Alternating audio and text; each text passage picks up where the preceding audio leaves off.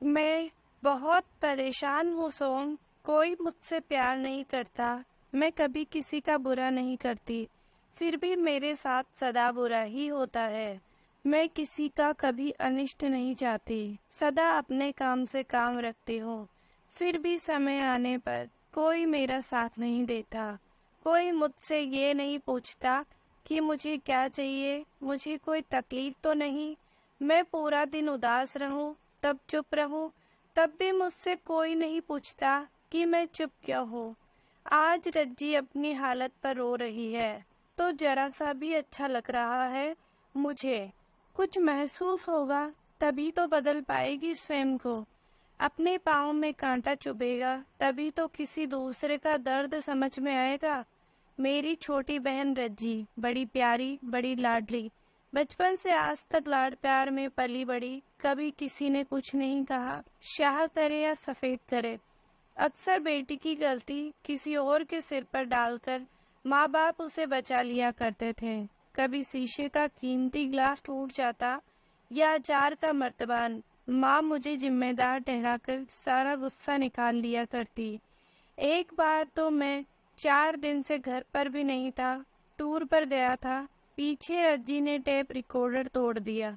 जैसे ही मैं वापस आया, रज्जी ने चीखना चिल्लाना शुरू कर दिया। तब पहली बार मेरे पिता भी हैरान रह गए थे। ये लड़का तो 4 दिन से घर पर भी नहीं था, अभी 2 घंटे पहले आया और मैं इसे अपने साथ ले गया। बेचारे का बैग भी बरामदे में पड़ा है। ये कब आया और कब इसने टेप रिकॉर्डर तोड़ा? 4 दिन से मैंने तो तेरे टेप रिकॉर्डर की आवाज तक नहीं सुनी। तू क्या इंतजार कर रही थी कि कब सोम आए और कब तो इस पर इल्जाम लगाए? बीए फाइनल में थी तब रज्जी इतनी भी बच्ची नहीं थी कि सही गलत का ज्ञान तक न हो। कोई नई बात नहीं थी ये मेरे लिए। फिर भी पहली बार पिता का सहारा सुखद लगा था। मुझे कोई सजाए मौत नहीं मिल जाती, फिर भी सवाल सत्य असत्य का था। बिना कुछ किए इतने साल मैंने रज्जी की करनी की सजा भोगी थी। उस दफा जब पिताजी ने मेरी वकालत की तब आंखें भर आई थी मेरी। हैरान परेशान रह गए थे पिताजी। ये बेटी को कैसे पाल रही हो कृष्णा? कल क्या होगा इसका जब ये पराए घर जाएगी? स्तब्ध रह गया था मैं। अक्सर माँ को बेटा अधिक प्रिय होता है, लेकिन मेरी माँ ने हाथ ही झाड़ दिए थे। चले ही तो जाना है इसे पराए घर, क्यों कोस रहे हो? सवाल कोसने का नहीं, सवाल इस बात का है कि जरा जरा सी बात का दोष किसी दूसरे पर डाल देना कहाँ तक उचित है। अगर कुछ टूट फूट गया भी है तो उसकी जिम्मेदारी लेने में कैसा डर? यहाँ कोई फांसी का फंदा लटका है जिसमें रज्जी को कोई लटका डालेगा? कोई गलती हो जाए तो उसे मानने की आदत होनी चाहिए इंसान में। किसी और में भी आक्रोश पनपता है जब उसे बिना बात अपमान सहना पड़ता है। कोई बात नहीं, भाई है सोम रज्जी का, गाली सुनकर कमजोर नहीं हो जाएगा। खबरदार, आइंदा ऐसा नहीं होगा। मेरा बच्चा तुम्हारी बेटी की वजह से बेइज्जती नहीं कराएगा। पुरानी बात है ये, तब इसी बात पर हमारा परिवार बट सा गया था। तेरी बच्ची मेरा बच्चा। पिताजी देर तक आहत रहे थे, नाराज रहे थे माँ पर, क्योंकि माँ का लाड़ प्यार रज्जी को पहले दर्जे की स्वार्थी और डीठ बना रहा था। समझ में नहीं आता सुकेश भी क्यों मेरी जरा जरा सी बात पर तुनके से रहते हैं। रज्जी अपने पति की बेरुखी का गिला मुझसे कर रही है, वह इंसान जो बेहद ईमानदार और सच्चा है। मैं अक्सर माँ से कहता भी रहता हूँ, रज्जी को 24 कैरेट सोना मिला है, शुद्ध पासा सोना। और यह भी सच है कि मेरी बहन उस इंसान के लायक ही नहीं है जो निरंतर उस पासे सोने में खोट मिलाने का असफल प्रयास करती रहती है। लगता है उस इंसान की हिम्मत अब जवाब दे गई होगी, जो उसने रज्जी को वापस हमारे घर बेच दिया है। इतना झूठ और इतनी दोगली बातें मेरी समझ से भी परे हैं। हैरान हूँ मैं कि ये लड़की इतना झूठ बोल कैसे लेती है। दम नहीं घुटता इसका। शर्म आ रही थी मुझे कैसे उस सज्जन पुरुष से ये कहूँ कि मुझसे क्या आशा करते हो? मैं तो खुद अपनी माँ और बहन की दोगली नीतियों का भुगत भोगी हो। आपने इसे कैसे पाला है? क्या जरा भी ईमानदारी नहीं रोपी इसमें? लगभग रोने जैसी हालत थी सुकेश की। उस पल में उसे समझा बुझाकर घर से बाहर ले गया था। उसका मन पढ़ना चाहता था। विचित्र मनोस्थिति हो गई थी। मैं तो डिप्रेशन का शिकार होता जा रहा हूँ। सोम, मैं समझ नहीं पा रहा हूँ इस लड़की को। हंसता खिलता हमारा परिवार इसके आने से छिन्न भिन्न हो गया है। कैसी बातें सिखाई है आपने इसे? आप इसे समझा बुझाकर जरा सी तो इंसानियत सिखाइए। आप इसे सुधारने की कोशिश कीजिए, वरना ऐसा न हो कि एक दिन मैं इसकी जान ले लूं या अपनी। सास मेरी भी तो घुटती रही है आज तक। मेरी बहन है रज्जी। जब अपने खून की वजह से मैं सदा परेशान रहा हूँ, तो सुकेश तो अलग खून है, अलग परवरिश। उसके लिए तो रज्जी एक सजा के सिवा और क्या होगी। हर साल राखी बांधकर रज्जी बहन होने की रस्म अदा करती रही है, मगर मैं आज तक समझ नहीं पाया कि जरूरत पड़ने पर मैं इस लड़की की रक्षा कैसे कर पाऊंगा, और इसने मेरे सुख की कितनी कामना की होगी। मेरी माँ का वह मोह है जिसके चलते उन्हें रज्जी की बड़ी से बड़ी गलती भी कभी नजर नहीं आती। मेरे पिता मेरी माँ को सही दिशा में लाते लाते हार गए, और जिस पल उन्होंने अंतिम सांस ली थी, उस पल मेरे कंधों पर इन दोनों की जिम्मेदारी डालते डालते नजरों में एक असहाय भाव था। वही भाव जो सदा उनके होठों पर भी रहा कि पता नहीं कैसे तुम इन दोनों को सह पाओगे। तू फिक्र मत कर अज्जी, मैं मरी नहीं हूँ अभी। सुकेश और उसके घर वालों को छठी का दूध ने याद करा दिया तो मेरा नाम नहीं। रो मत बेटी। स्तब्ध रह गया मैं। ये क्या कह रही है माँ? रज्जी की भूलों पर पर्दा डालकर सारा दोष सुकेश और उसके परिवार पर? मेरी फूल जैसी बच्ची को रुला रहे हैं ना वो लोग। उनकी 7 पुश्तों को न रुला दिया तो क्या करोगी तुम? सहसा मैंने सवाल किया। चुप रह गई थी माँ। शायद इस धमकी के बाद उन्हें उम्मीद होगी कि मैं साथ चलने का आश्वासन दूंगा। मेरे सवाल की उन्हें आशा भी नहीं होगी। और किसके पास जाओगी? क्या पुलिस में जाकर रिपोर्ट करोगी? क्या इल्जाम लगाओगी सुकेश पर? यही कि वह अपनी पत्नी से ईमानदारी की आ सकता है, सच बोलने को कहता है, और कहता है कि घर में राजनीति का खेल न खेले। रज्जी के 7 खून भी माफ, और सामने वाला सिर्फ इसलिए दोषी है कि उसने सांस जरा खुलकर ले ली, या बात करते हुए उसे छींक आ गई थी।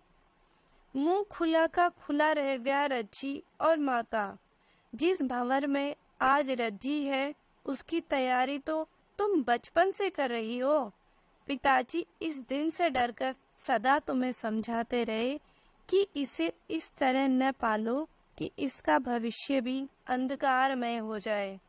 माँ, ये घर तुम्हारा है, यहाँ तुम्हारा राजपाट चल सकता है। तुम रज्जी की गलत सही जो चाहो सिखाओ, मगर वह घर तुम्हारा नहीं है जहाँ रज्जी को सारी उम्र रहना है। इंसान भूखा रहकर जी सकता है, आधी रोटी से भी पेट भर सकता है, मगर हर पल झूठ नहीं पचा सकता। राजनीति एक गंदा खेल है जिसमें कोई भी शरीफ आदमी जाना नहीं चाहता, क्योंकि वह चैन से जीना चाहता है। इसी तरह सुकेश और उसका परिवार सीधा साधा साफ सुथरा जीवन जीना चाहता है, जिसे रज्जी ने राजनीति का अखाड़ा बना दिया। जब जब गृहस्थी में दावपेच और झूठ का समावेश हुआ है, तब तब घर उजड़ा है। रज्जी का घर बचाना चाहती हो तो इसे जलेबियां पकाना मत सिखाओ। गोलमोल बातें रिश्तों को सिर्फ उलझाती है। मैं नहीं जानता कि मेरी बातों का असर था, या अपना घर टूट जाने का डर। रज्जी स्वयं ही अपने घर वापस चली गई।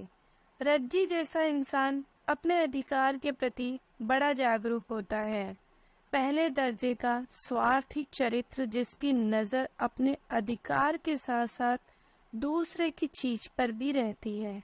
सुकेश का फोन आया मेरे पास। पता चला रज्जी ने सबसे माफी मांग ली है और भविष्य में कभी झूठ बोलकर घर में अशांति नहीं फैलाएगी, ऐसा वादा भी किया है। पता नहीं क्यों मुझे विश्वास नहीं हो रहा रज्जी पर। मेरी चाहत तो यही है कि मेरी बहन सदा सुखी रहे, लेकिन भरोसा रत्ती भर भी नहीं है उस पर। कुछ दिन आराम से बीत गए। सब शांत था, सब सुखी थे, लेकिन दबी आग एक दिन विकराल रूप में सामने चली आएगी, ये किसी ने नहीं सोचा होगा। परंतु मुझे कुछ कुछ अंदेशा अवश्य हो रहा था। पता चला सुकेश ने डिप्रेशन में कुछ खा लिया है। पति पत्नी में फिर से कोई तनाव था। जब तक हम अस्पताल पहुंचते बहुत देर हो चुकी थी। सुकेश बेजान कफन में लिपटा सामने था। आत्महत्या का केस था, जिस वजह से पोस्टमार्टम जरूरी था। रज्जी ने विलाप करते हुए जो कहानी सबको सुनाई, उससे तो सुकेश के माता पिता और ननद हक्के बक्के रह गए। रज्जी ने बताया कि उसकी ननद चरित्रहीन है, जिसकी शर्म में उसका पति जहर खाकर मर गया। बेटा तो गया ही गया, बच्ची का मान सम्मान भी रज्जी ने धूल में मिला दिया। जीते जी मर गया वह परिवार।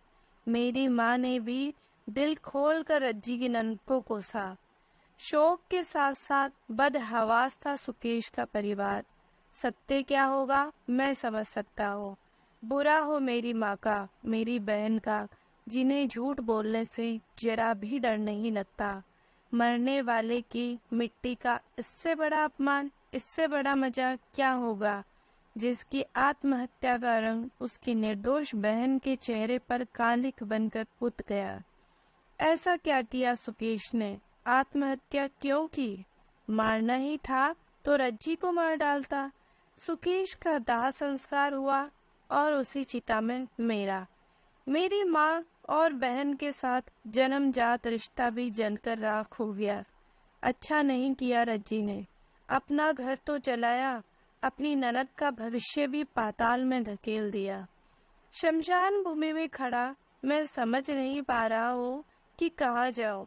मेरा घर कहाँ है? क्या वह मेरा घर है जहाँ मेरी विधवा माँ, विधवा बहन रहती है, जिनके साथ हर किसी की सहानुभूति है, या कहीं और जहाँ मैं अकेला रहकर चैन से जीना चाहता हूँ? सच्चा भय था मेरे पिता की आंख में जब उनकी मृत्यु हुई थी। सच है, मैं इन दोनों के साथ नहीं जी सकता, नहीं रह पाऊंगा। अब मैं इन दोनों के साथ किसी के हंसते खेलते परिवार से उनका जवान बेटा छीनकर उसके परिवार का तमाशा बना दिया। कौन सजा देगा इन दोनों को? किसी भी परिवार के अंदर की कहानी भला कानून कैसे जान सकता है? जो इन्हें कोई सजा मिले, सजा तो मिलनी चाहिए इन्हें। किसी का सहारा छीना है इन्होंने, अब इनका भी सहारा छिन जाए तो पता चले आग का लगना, घर का जलना किसे कहते हैं। सुकेश की पीड़ा मेरी पीड़ा बनकर मेरा भीतर बाहर सब जला रही है। मैं उससे आँख कैसे मिलाऊं? क्या होगा उसकी बहन का? क्या होगा उसके माँ बाप का? ऑफिस के काम के बहाने में कितने ही दिन अपने घर नहीं गया। अपने अभिन्न मित्र के घर पर रहने लगा जो मेरी सारी समस्या समझता था। कुछ दिन बीत गए, मेरे घर होकर आया था वह। सुकेश के माता पिता का गुजारा तो उनकी पेंशन से हो जाएगा, लेकिन तुम्हारी माँ का क्या होगा? अब तो रज्जी भी वापस आ गई है। सुकेश के घर वालों ने उसे वापस नहीं लिया।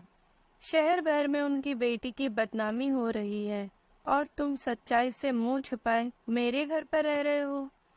सच्चाई क्या है ये सारा शहर जानता है। सच्चाई तो वही है जो रज्जी ने सबको दिखाई है। मेरी माँ जो कह रही है, दुनिया तो उसी को सच कह रही है। मैं किस सच्चाई से मुंह छिपाए बैठा हूँ? क्या तुम नहीं जानते हो? सुकेश की बहन बदनाम हो गई मेरे परिवार की वजह से। मैं तो इस सच्चाई से नजरें नहीं मिला पा रहा। वह सीधी सादी सी मासूम लड़की सिर्फ इस दोष की सजा भोग रही है कि रज्जी उसकी भाभी है। क्या कसूर है उसका? सिर्फ यही कि वह सुकेश की बहन है। एक बार दोनों परिवारों से मिलो तो सौ, दोनों की सुनो तो सही। अपने परिवार की तो कब से सुन रहा हूँ। बचपन से मैंने वही भोगा है जो सुकेश और उसका परिवार भोग रहा है। अपनी माँ और अपनी बहन की नस नस जानता हूँ मैं। सुकेश ने इतना बड़ा कदम क्यों उठा लिया? वह उसके परिवार से ज्यादा कौन जानता है? मेरी तो सूरत भी देखना नहीं चाहेंगे। तुम सुकेश के मित्र बनकर वहां जाओ, पता तो चले क्या हुआ। मेरा एक और काम कर दो मेरे भाई। मान गया वह। ऑफिस के बाद वह सुकेश के घर से होता आया। मेरी तरह वह भी बेहद बेचैन था। बोला, रज्जी को तो राजनीति में होना चाहिए था। कहाँ आप लोगों ने उसकी शादी कर दी? सांस रोककर मैंने उसकी बात सुनी।